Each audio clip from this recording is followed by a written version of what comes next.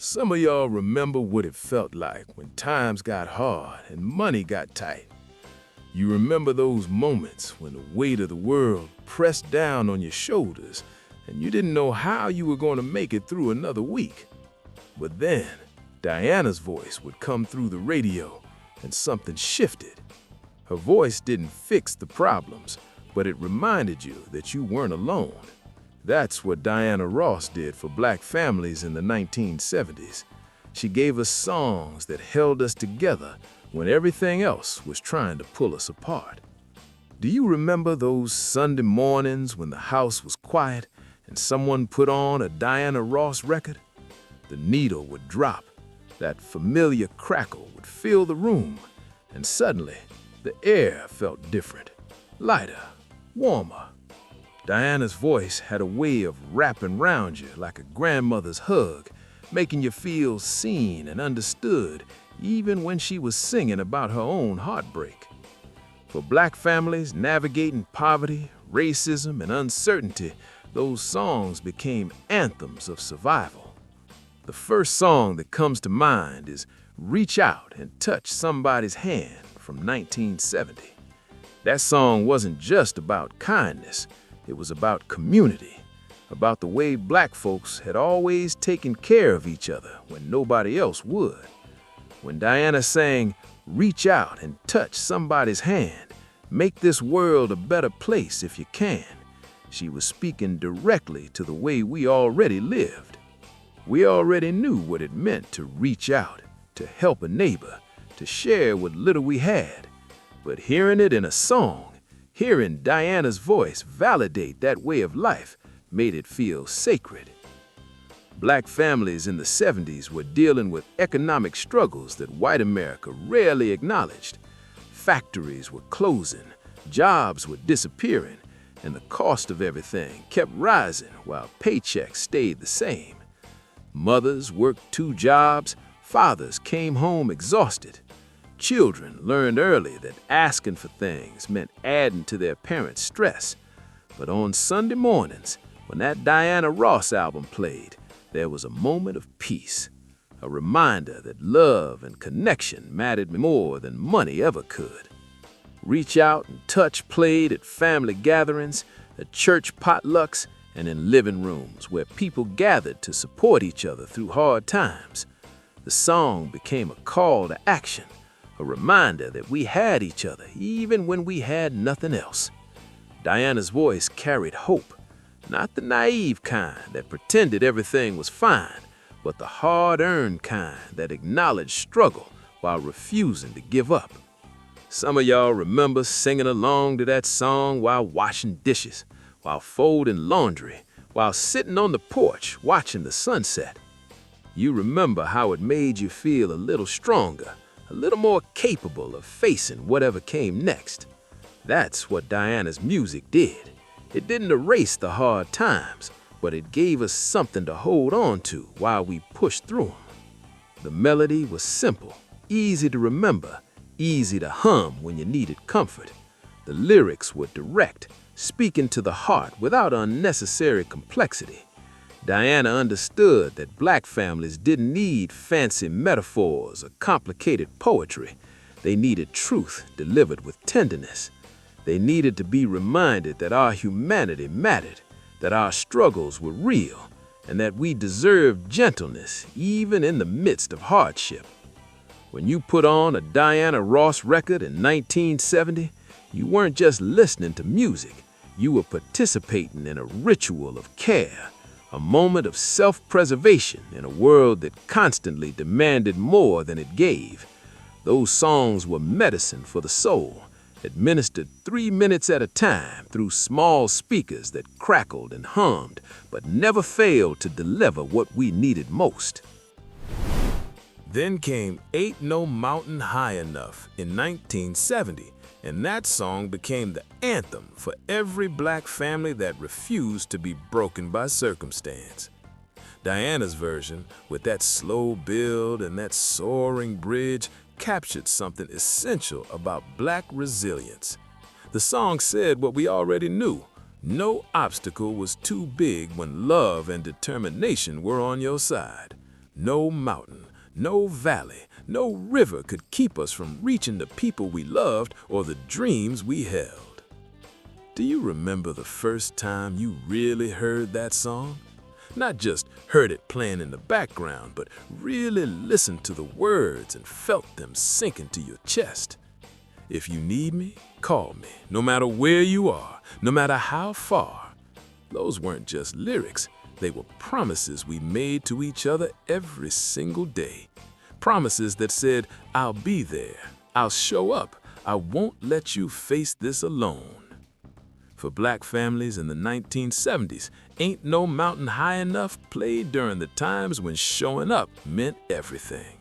It played when someone lost a job and the whole neighborhood came together to help them get through until the next opportunity appeared. It played when someone got sick and family members took turns sitting by the bedside, making sure they were never alone. It played when children needed school supplies and aunties, uncles, and cousins pooled their money to make sure those kids had what they needed. The song's structure mirrored the black experience. It started quiet, almost conversational, Diana's voice intimate and personal. Then it built layer by layer until it reached that glorious climax where the full orchestra came in and Diana's voice soared above it all. That's what survival felt like for black families. We started each day quietly, doing what needed to be done, taking care of business. But when the hard times came, we rose together. We built on each other's strength until we were powerful enough to overcome whatever stood in our way. Sunday mornings in black households often began with Diana Ross, the smell of breakfast cooking, coffee percolating, bacon sizzling in the pan. Someone would put on a record, and Diana's voice would mix with the sounds and smells of home, creating a sensory memory that stayed with you forever. Ain't No Mountain High Enough was a Sunday morning favorite because it reminded us that we'd made it through another week.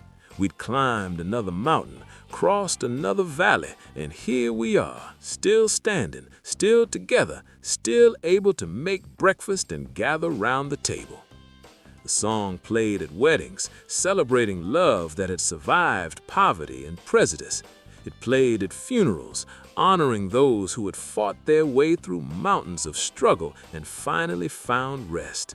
It played at graduations, marking the achievement of young people who had overcome obstacles that should have been insurmountable. Every time that song played, it meant something. It marked a moment of triumph, however small, however hard-won. Children growing up in the 1970s learned the words to Ain't No Mountain High Enough before they fully understood what they meant. They sang along in the back seat of cars, in church basements during youth gatherings, in their bedrooms while doing homework. And as they grew older and faced their own mountains, those words came back to them, carrying the weight of everything their parents and grandparents had survived. The song became an inheritance passed down like family recipes and church fans and the knowledge of how to make something out of nothing. Diana's vocal performance on that song was masterful. She knew exactly when to hold back and when to let loose. She knew how to build emotion, how to make you wait for the release, and how to deliver it in a way that left you breathless. That's why the song worked. It wasn't just about the words or the melody. It was about Diana's ability to channel the full range of human emotion into her voice to make you feel seen and understood and capable of anything. Some of y'all still play that song when you need to remember who you are and what you survived. You play it when the world tries to make you small, when circumstances threaten to overwhelm you, when you need to be reminded that you come from people who climbed mountains that should have crushed them. That's the power of Diana's music. It doesn't just entertain, it fortifies.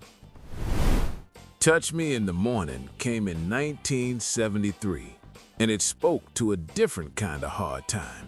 Not the loud, obvious struggles of poverty and discrimination, but the quiet heartbreak that happened behind closed doors.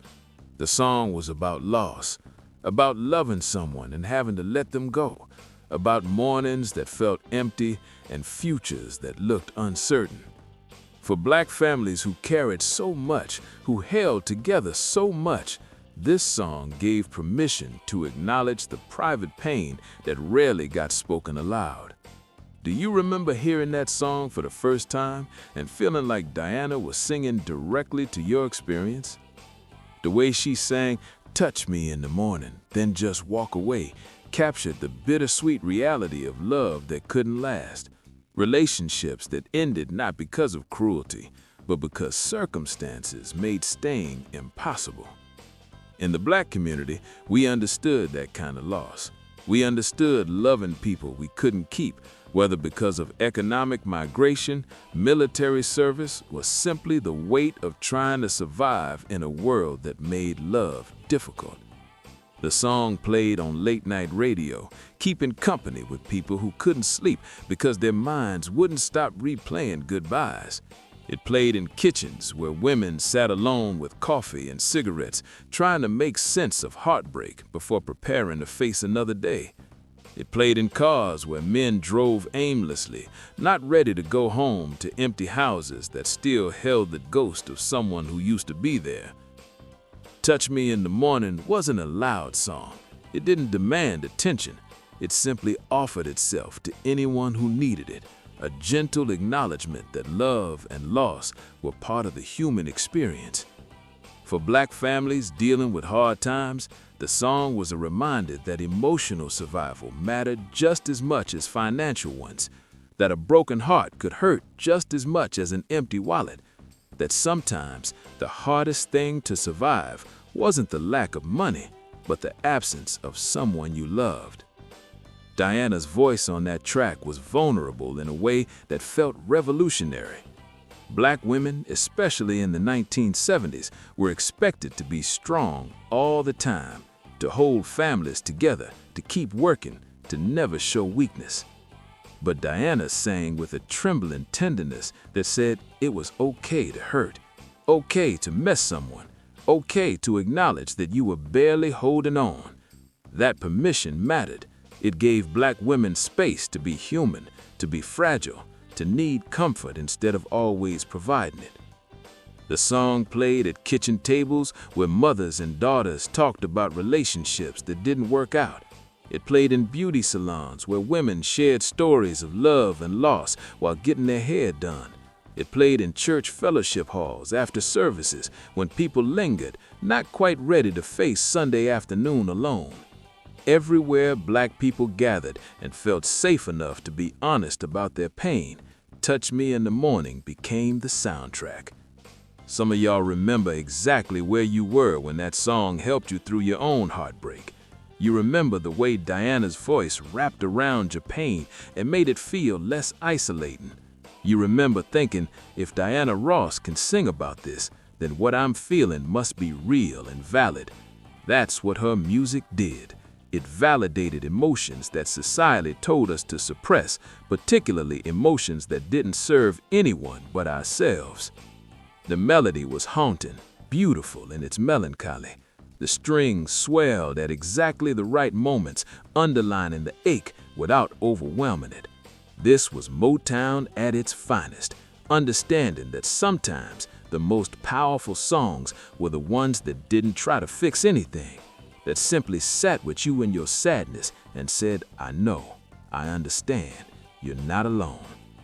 For Black families navigating hard times, "Touch Me in the Morning" was a reminder that survival wasn't just about paying bills and putting food on the table.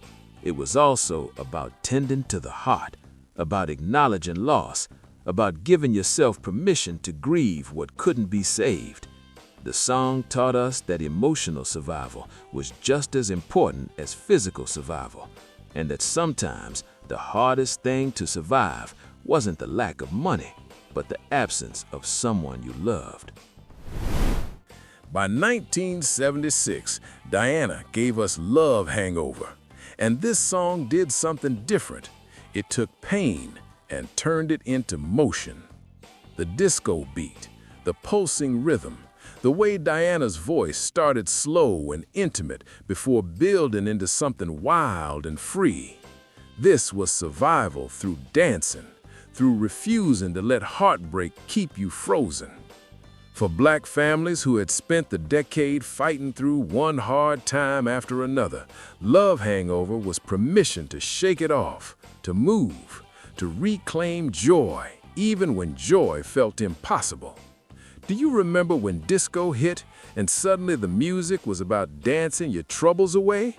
The song started with Diana's voice, soft and vulnerable, singing about the lingering effects of love like a hangover you couldn't shake. But then the beat kicked in, the tempo increased, and suddenly you weren't sitting with your pain anymore. You were moving through it, dancing it out, letting your body do what your mind couldn't. Let go. The song played at basement parties where Black folks gathered on Friday and Saturday nights, desperate for release after long weeks of work that barely paid enough. It played at roller rinks where teenagers and young adults circled the floor, the disco ball throwing light across dark skin that gleamed with sweat and determination. It played in living rooms where mothers and aunties pushed back furniture and danced together, reclaiming their bodies and their spirits after years of giving everything to everyone else. Love Hangover was about transformation. It was about taking the pain of hard times and transmuting it into something else, not erasing it, but changing its form. For Black families in the mid-1970s, disco represented a kind of rebellion. The economy was struggling, unemployment was high, but in disco clubs and house parties, we claimed space for joy. We decided that hard times wouldn't steal our ability to celebrate, to come together, to create beauty and rhythm and connection. Some of y'all remember dancing to Love Hangover until your feet hurt and your clothes were soaked with sweat. You remember the feeling of being surrounded by your people, everyone moving together. You remember how it felt like church, like testimony, like prayer. This collective act of refusing to be destroyed by circumstances beyond your control. Love Hangover taught us that survival wasn't just about endurance, it was also about finding moments of transcendence, about accessing joy even in the midst of struggle, about dancing because dancing was how you reminded yourself you were alive. Looking back now, those Diana Ross songs did more than just provide entertainment during hard times. They gave Black families a language for our experiences. When words failed, we had Diana's voice. When strength faltered, we had her melodies. When hope seemed foolish, we had her insistence that love and connection could overcome any obstacle. Some of y'all still play these songs when times get hard. You still put on Ain't No Mountain High Enough when you need courage. You still listen to Touch Me in the Morning when your heart is breaking. You still dance to Love Hangover when you need to remember that joy is an act of resistance. Diana Ross didn't just sing songs, she created lifelines. And for Black families navigating the hard times of the 1970s, those lifelines meant everything. They reminded us we weren't alone, we weren't forgotten, and we were strong enough to make it through whatever came next. That's the legacy of Diana's music. It held us when we needed holding, lifted us when we needed lifting, and reminded us that we belong to each other and to a tradition of survival that couldn't be broken. Which Diana Ross song got your family through the hardest times? Drop a comment and share your story. Hit like and subscribe so we can keep these memories alive together.